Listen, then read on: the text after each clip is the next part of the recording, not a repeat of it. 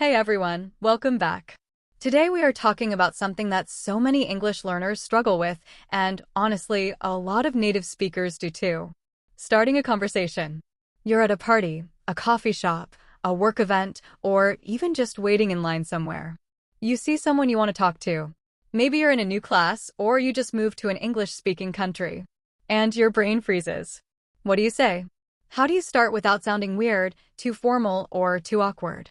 The good news is that starting a conversation in English is not about being clever or funny.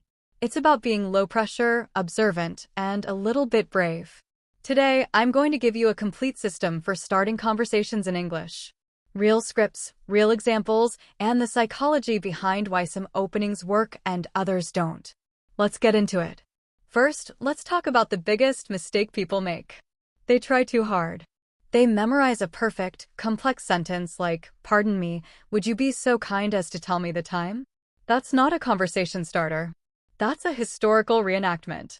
Or they go the other way and say nothing, waiting for the other person to magically start talking. That doesn't work either. The sweet spot is simple, relevant, and low stakes. You are not proposing marriage. You are just making a small connection. So lower your expectations. A successful conversation starter is not one that leads to a deep friendship. It's one that gets a response. That's it. One response. Then you build from there. So let me give you the 3 best categories for conversation starters in English. Category 1. Comment on the shared situation. Category 2. Ask a genuine, easy question. Category 3. Give a simple compliment. We'll go through each one with examples. Category 1. Comment on the shared situation. This is the most powerful and most natural way to start a conversation because you don't need any background information. You are both experiencing the same thing right now. For example, you're waiting for coffee. You say to the person next to you, "This line is crazy today, right?" That's it. That's a full conversation starter. Or, "I've never seen this place so busy." Or, "Have you tried their cold brew?" I can't decide. You're commenting on the environment. The weather is also a classic for a reason. "Can you believe this heat? I'm so tired of all this rain." But don't just say nice weather. That's too boring. Add a little emotion. Finally, some sunshine. "I was starting to forget what it looks like." See the difference? You're sharing a feeling. Another shared situation is waiting. Waiting for a bus, waiting for a meeting to start, waiting at the doctor's office. Say, "It looks like we're going to be here a while." Or, "Do you know if this bus is usually late?" You're not asking for deep personal information. You're just acknowledging the reality you both share. In an elevator, you can say, "Going up." That's a joke, but it works. Or, "Busy day, huh?" The key is to keep it light. No heavy topics. No politics, no religion, no personal questions. Just the immediate environment. Category 2. Ask a genuine, easy question. Now, I said genuine. That means don't ask a question you already know the answer to just to talk. People can feel that. It's creepy. Ask a real question. For example, at a grocery store, "Excuse me, do you know if these avocados are ripe? I'm terrible at picking them." That's genuine. You actually want to know. And you're being a little vulnerable, which makes you approachable. At a conference or a work event, "Excuse me, do you know which room the next session is in?" Or, "Have you tried the food at that table? I'm trying to decide what's safe." At a gym, "Hey, are you using this machine?" Or, "How many sets do you have left?" Super simple. At a bookstore, "I see you're holding that book. Have you read anything else by this author?" "I'm trying to decide if I should buy it." See? You're asking for an opinion, which is flattering to the other person. Another amazing easy question is asking for a recommendation. People love giving recommendations. It makes them feel helpful and knowledgeable. So you can say, "I'm new to this area. Is there any place around here you'd recommend for lunch?" Or, "This is my first time at this event. What's the one thing I shouldn't miss?" Or, "I see you have the tacos. On a scale of 1 to 10, how good are they?" That last one is funny and specific. It works. The rule for questions: keep them open-ended enough that the person can't just say yes or no. If you ask, "Do you like this place?" they say yes or no, and the conversation dies. Ask, "What do you usually get here?" That forces a longer answer. Category 3. Give a simple compliment. Compliments are magic if done right. But you have to be careful. Compliment something the person chose, not something they can't change. Compliment their shoes, their bag, their jacket, their phone case. Don't compliment their body, their eyes, or anything too personal. That's creepy. So say, I love your backpack. Where did you get it? Or, that's a great color on you. What do you call that shade? Or, your dog is so well behaved. How did you train him? People are proud of their choices. A compliment on a choice is a compliment on their taste, which feels great. And it naturally leads to a conversation because you asked a follow-up question. Another safe compliment is on skill or effort.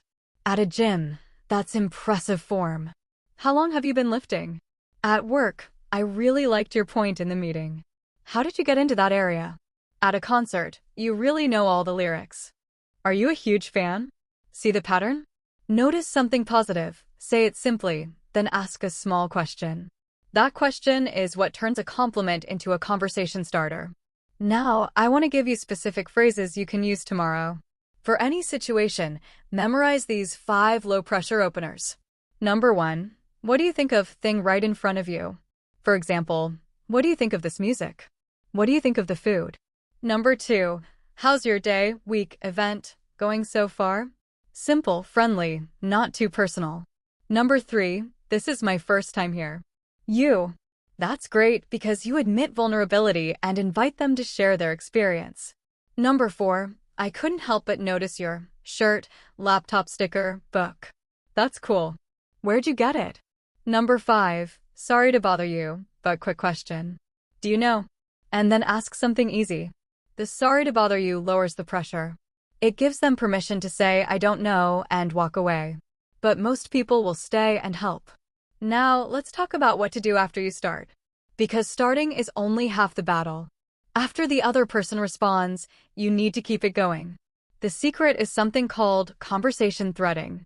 You listen to their response, find one noun or one idea, and ask about that. For example, you say, this line is crazy, right?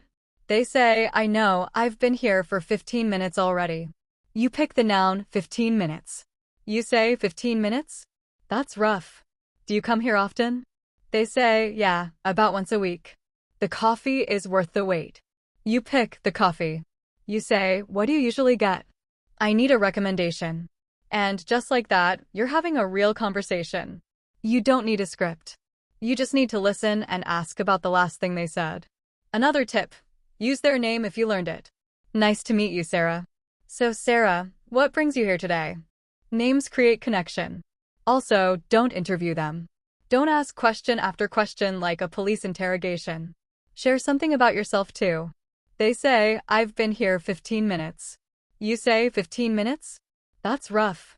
I've only been here 5, but I'm already losing patience. That's a small share. It balances the conversation.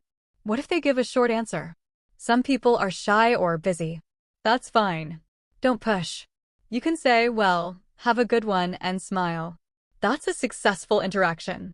You started, you were friendly, you respected their space. That's a win. Not every starter needs to become a long conversation. Finally, let's talk about body language and tone. When you start a conversation in English, look at the person. Not a scary stare. Just a soft, friendly look. Smile a little. Not a huge grin, just a small, relaxed smile. Turn your body toward them slightly. Don't cross your arms. And your voice should go up a little at the end of your opener. Not like a question? That's annoying. But a little lift shows friendliness. Compare, this line is crazy said flat. Sounds bored or angry. Now, this line is crazy with a little lift. Sounds like you're inviting them to agree. Practice that lift. And remember, rejection is not personal. If someone ignores you or gives one-word answers, they might be having a bad day or they might just not want to talk. That's not about your English. That's about them. Let it go. Try with someone else. You already know enough English to start a conversation. You're not waiting for perfect grammar. You're not waiting for the right moment. The right moment is now.